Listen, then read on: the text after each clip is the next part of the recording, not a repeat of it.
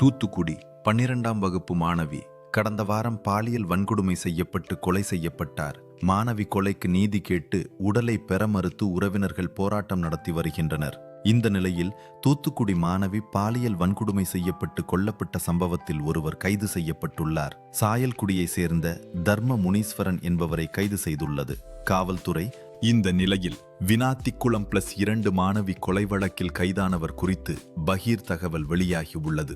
2020 எட்டயபுரம் கீழையிறாலில் 60 வயது மூதாட்டியை பாலியல் வன்கொடுமை செய்து கொன்றவர் முனீஸ்வரன் என்பதும் மூதாட்டியை கொன்ற வழக்கில் ஆயுள் தண்டனை பெற்று பிணையில் வந்தபோது மற்றொரு கொலையும் செய்துள்ளார். வழக்கில் 2 ஆண்டுகள் கழித்து தர்ம முனீஸ்வரனை கைது செய்திருந்தது காவல்துறை. தர்ம முனீஸ்வரன் காவல் நிலையத்தில் கையெழுத்திடுவதற்காக வந்தபோது வேடநத்தத்தில் மாணவியை கொலை செய்துள்ளார் என்று போலீசார் தரப்பில் கூறப்படுகிறது. விளாத்திக்குளம் மாணவி கொலை வழக்கில் போலீசாரின் கைது நடவடிக்கையை தொடர்ந்து மாணவியின் உடலை பெற குடும்பத்தினர் சம்மதம் என தகவல் வெளியாகி உள்ளது.